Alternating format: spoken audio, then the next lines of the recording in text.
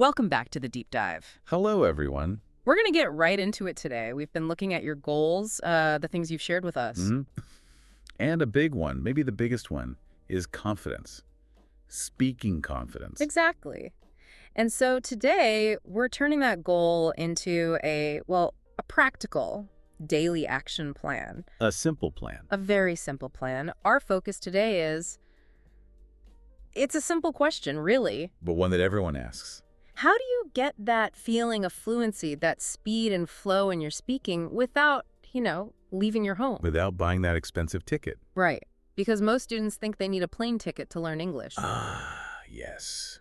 The big myth. They carry this belief around, and it's heavy. The idea that unless you are in London or maybe New York, Surrounded by native speakers all day, every day. that your English will always sound a little slow, a little hesitant. And we know you're listening because you want to change that. You want to sound natural. You want that smooth delivery, but moving abroad just isn't an option for everyone. It can feel impossible. Or just, too expensive right now. So you're looking for that shortcut, that massive shortcut to get speaking confidence right where you are today. And that's exactly what this deep dive is all about. Because you're right, that belief is so common. It is. But the sources we looked at, well, they tell a very different story. A powerful one. But that is a lie. You don't need London. You need your living room. I love that. So simple. Our mission today is to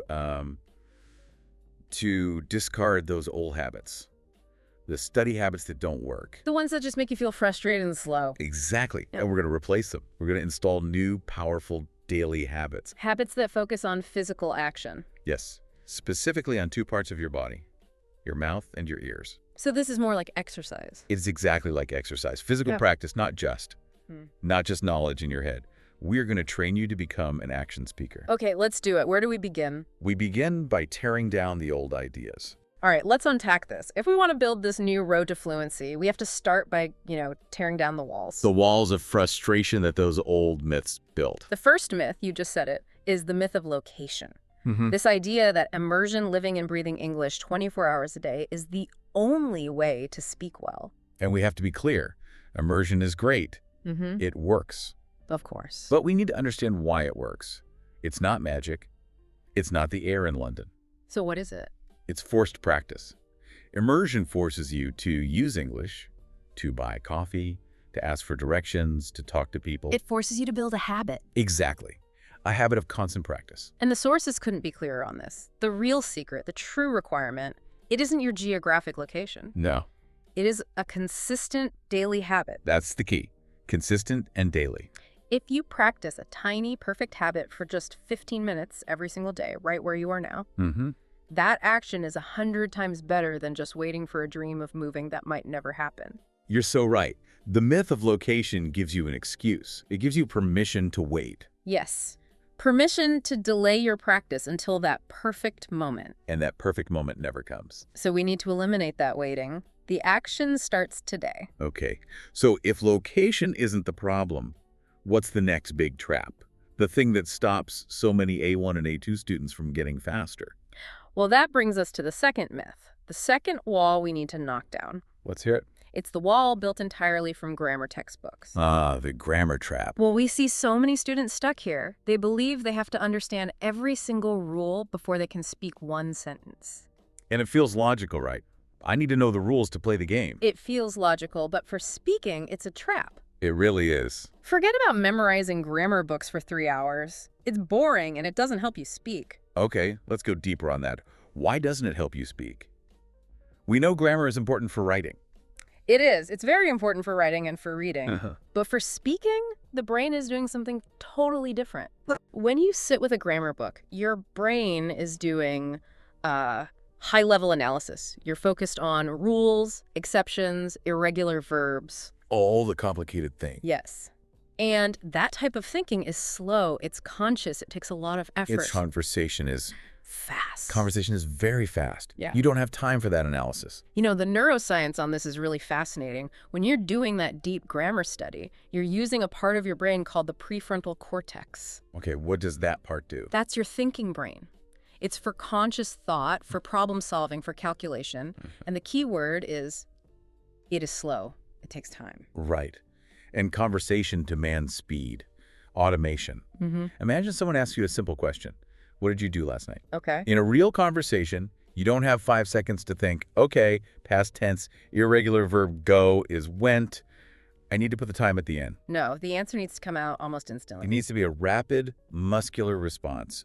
Automatic. So if the grammar book is like studying a map of a city, Then conversation is actually driving the car. that's a perfect analogy. It's a physical skill, like riding a bicycle. Right. You can read 100 books about the physics of a bicycle, You can learn about momentum, balance, gravity. but none of that knowledge helps you ride it faster.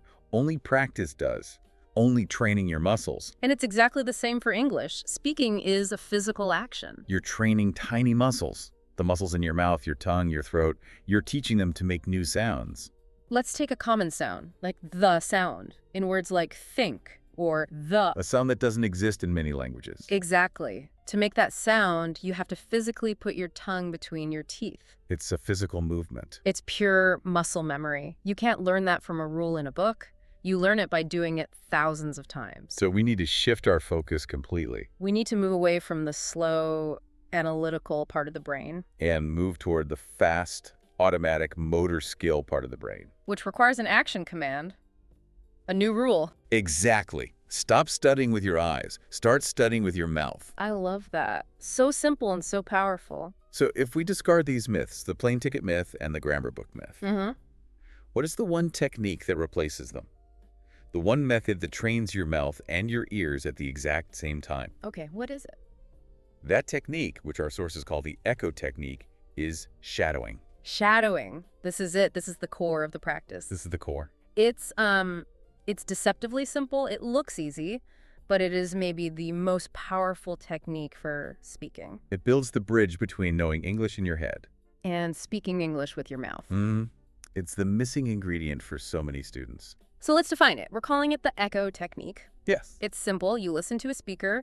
It can be a short audio clip from a show or even just one sentence. Yeah, and you repeat exactly what they say. But the timing is the most important part, isn't it? The timing is everything. It's crucial. You must repeat immediately after the speaker, almost at the same time. Like a shadow or a very close echo. A very close echo. If the speaker says one word, you try to say that word just milliseconds later. So why is that so important? Why can't you just wait until the whole sentence is finished? That's a great question. Because waiting gives your brain time to think. Time to translate. Exactly. If you wait, your brain will translate the sentence into your native language, think of a reply, and then translate it back into English. And that's what makes you slow. That's the hesitation we want to remove. Shadowing, because it's simultaneous, it forces your brain to skip that step. It bypasses the translator. It creates a direct connection, a high-speed pathway between your ear and your mouth. You're actually building a new connection in your brain. You really are. You're connecting the part of your brain that hears sound to the part that controls the muscles for speech. And the more you practice, the faster that connection becomes. It's like upgrading the internet cables between your ear and your mouth. You're training your mouth to respond instantly without thinking. This is why that analogy we found is so perfect. It's gym for your tongue. It is absolutely gym for your tongue and also for your ear. Okay, tell me more about that. Well, when you shadow, you're not just saying words. You are training the muscles for 3 specific things: What are they? the sound, the speed, and the rhythm. The rhythm, that's what we call intonation, right? Yes. The music of the language. Yes, the music. And this is what often makes English sound natural. How so? Well, English is a stress-timed language. This is really important. Okay, break that down. What does stress-timed mean? It means we make important words longer and louder. Words like nouns and verbs. And the small words. We make them shorter and faster. The function words like to, a, the e's, we rush past them. Can you give an example? Sure. A sentence like, I want to go to the store. Okay. A learner might give equal time to every word. I want to go to the store. 7 slow beats. But a native speaker doesn't sound like that. No. We smush it together. We stress the important words. It sounds more like, I want to go to the store. Right. Want to becomes wanna or wanna. Go to becomes gota. Exactly. Those function words almost disappear. Shadowing is the only exercise that physically trains your mouth to do that smushing automatically. So to get these amazing benefits, there must be some rules. There are. The sources are very clear about this. There are strict, non-negotiable rules for shadowing to work. So we need to be very focused here. Yes. Doing this perfectly for 5 minutes is much better than doing it badly for an hour. Okay, let's lay out the rules very clearly. Rule number 1. This is the hardest one. Okay. Don't translate. Do not translate. You must ignore that feeling, that urge to stop and think about the meaning of the words. This is so hard for learners. We always want to understand everything. I know, but for this exercise, for these few minutes, your focus is 100% on mimicking the sound. So we're practicing the physical part of the language, not the meaning part. Precisely. It feels strange, I know. Repeating sounds without knowing the definition. But you're saying that's necessary to build the speed. It's absolutely necessary. You can always check the meaning after the exercise is finished. Okay. But what if I'm just making sounds I don't understand? Am I learning anything? That's a fair question. Think of it like a musician learning a new song on the piano. Okay. First, they practice the finger movements, just the notes, Yep. over and over until it's automatic. Then, they think about the emotion, the meaning of the music. So we're building the instrument first. We're training our mouth to play the notes correctly. Exactly. The moment you stop to translate, you switch from the fast muscle practice zone back to the slow thinking zone. And we want to stay in the fast zone. Yes. Which leads to rule number 2. All right. Don't look at a dictionary. This goes with the first rule. It does. Do not pause the audio to check a word you don't know. What if I miss a word? Let it go. If you miss 1 word, or even 3 words, it's okay. Just try to catch the next one. So the rhythm is more important than getting every single word correct. The rhythm and the flow are everything. If you pause, you break the flow. You go back to studying with your eyes. And this also teaches you a really important skill for real conversations, doesn't it? It does. It teaches you to be okay with not understanding everything. To keep going even if you miss something. That's real confidence. Exactly. And that brings us to the final rule. Rule number 3. Okay, the third rule. Mimic everything. Everything. What does that mean? It means you are not just copying the words, you are copying the entire sound package. The sound packet. The sound, the speed, the pitch, even the emotion of the speaker. So if the speaker sounds happy, I should try to sound happy. Yes, you should smile as you speak. If they sound serious, your voice should sound serious. If they speak fast, you must try to speak fast. So you're becoming a mirror, an acoustic mirror. A perfect description. You are copying the music, not just the lyrics. Yeah. This is how you learn rhythm and intonation and put it into your muscle memory. Okay, so let's summarize the whole process. First, find a short audio clip. 30 seconds is perfect. Nice and short. Then, listen one time just to understand the general meaning. Okay. And then, for the next 5 or 10 minutes, you play it and repeat it again and again, echoing the speaker immediately. No stopping, no translating. It sounds simple, but I can see how it would be a real workout. It is workout. Your mouth should feel a little tired afterwards. That's how you know it's working. Okay. I think we should try it. Absolutely. This is the most important part of this deep dive. You have to move from listening to doing. Right. You've heard the theory. Now it is time for you to move your mouth. This part is active. You must participate. Don't just listen to us. You must speak out loud. And because we're focusing on A1 and A2 learners, we're going to make this very, very slow. An extremely slow and clear pace. This is so you can really focus on the sounds, the rhythm, and the movement of your mouth. We are building the foundation. We're building muscle memory. Okay.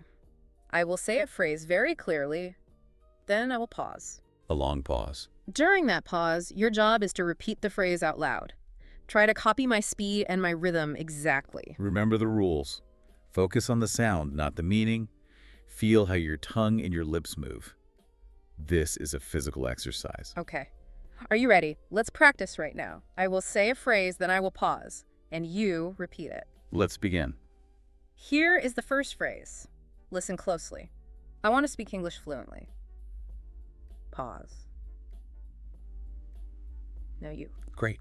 Did you feel that? Did you feel the stress on the word fluently? Let's do it one more time. Listen. I want to speak English fluently. That little piece of music is what we are practicing. Okay, let's try a second one. This next one focuses on something we talked about, connecting words together. The smushing. We rarely say, I listen to English. We connect it. Exactly. Listen to how the words listen to sound like one word. I listen to English every day. Pause. Now you. Pause. Very nice. Did you connect listen and to listen to? Yeah. That smooth connection is what we want. Let's try one more. This one has that tricky the sound we mentioned. Remember, your tongue must go between your teeth. Feel the movement. This is good practice. Pause. Now you.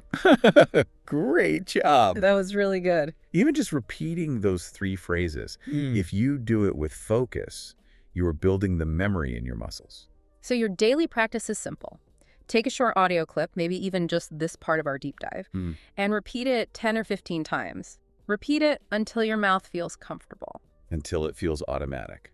That is the foundation of fluency. Absolutely. But shadowing is the intense part of the workout, the 15 minutes in the gym. Right. But to get really fluent, you need more than that. You need constant passive exposure during the rest of your day. If you only practice for 15 minutes, but then think in your native language for the other 16 hours you are awake, the progress will be very slow. So we need to trick our brain into practicing all the time without really studying. Yes. So let's talk about 3 easy habits for this. 3 hidden practices that will change everything. Okay, habit number 1. This first tip is about narrating your life, or simply thinking in English. This is probably the most important habit for getting faster. It's how you kill that translation lag. That horrible moment of silence when you're searching for a word. Exactly. So the action is very simple. You consciously force your inner voice, your thoughts, to be in English. But you have to start simple, very, very simple. Yes.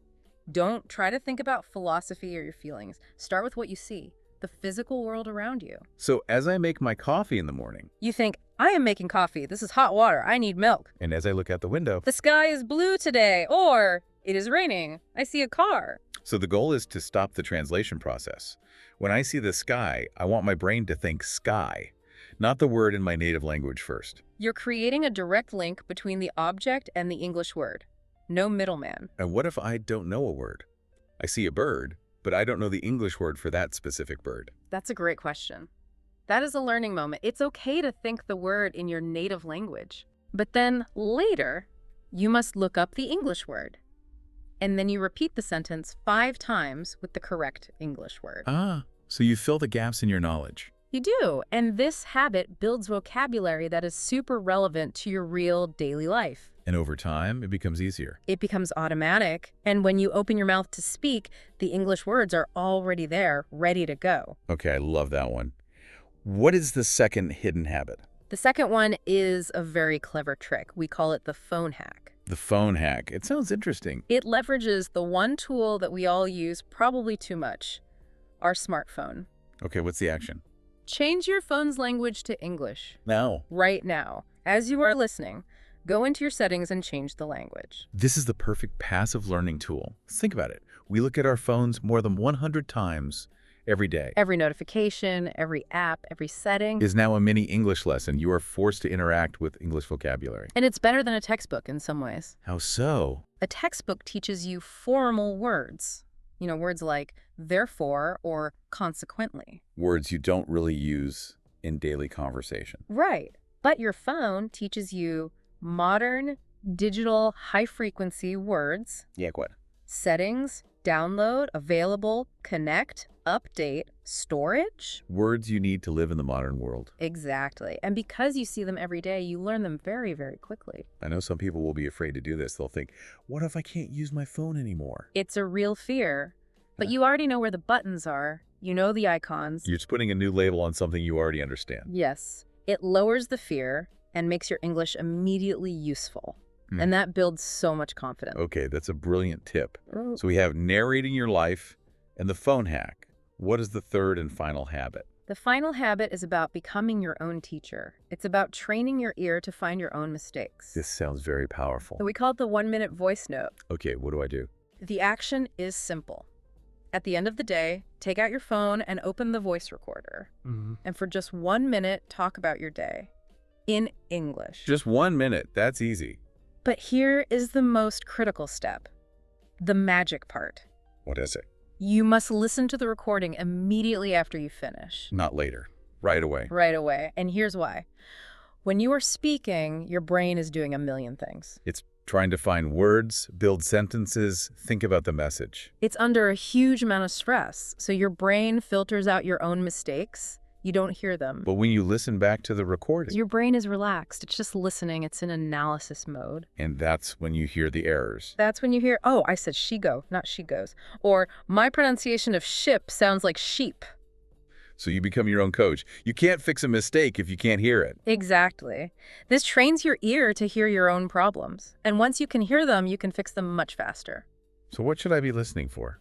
Just grammar. Grammar is good, but also listen for the physical things from our shadowing practice. Okay, like what? Listen for your speed. Were there long, unnatural pauses? Mm-hmm. Listen for word endings. Did you pronounce the es on the end of words? The ed for past tense. And the specific sounds, like the vowels. Yes. Did your ed sound correct? Did the sound have the right tongue placement? So it creates this amazing feedback loop. 1 minute to speak, 1 minute to listen, every day. It's how you close the gap between how you think you sound And how you actually sound. and that is the path to real improvement. Okay, so let's bring all of this together. Let's review the simple path to fluency that we've built today. It's a clear plan. First, we got rid of the bad ideas, the myths that hold you back. You don't need the plane ticket. And you don't need to spend hours and hours with a boring grammar book. Then we introduced the core exercise, the workout. We embraced shadowing, the echo technique. It's gym for your tongue. It builds that super fast connection between your ear and your mouth. It focuses on rhythm and sound and automation, not slow translation. And finally, we added the 3 hidden habits to keep you practicing all day. You narrate your life in simple English to kill the translation delay. You change your phone to English for constant passive vocabulary practice. And you use the 1-minute voice note to find and fix your own mistakes. The big idea, the central theme, is really simple, and it should feel like a relief. Mm-hmm. You don't need immersion in another country. You need consistent, physical, actionable habits right at home. You can start this whole system today. All you need is your phone and a short audio clip.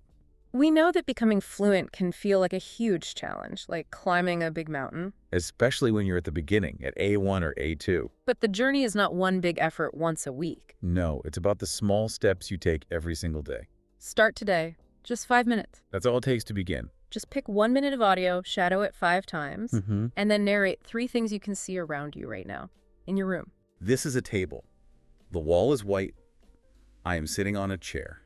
That's enough. That is a perfect start. Consistency is so much more important than duration. Doing a little bit every day is better than doing a lot once a week. You just need to build the habit, build the momentum, and the fluency will follow. We are really looking forward to hearing about your progress as you train your mouth muscles and open your listening ear. It's going to make a huge difference. See you in the next one.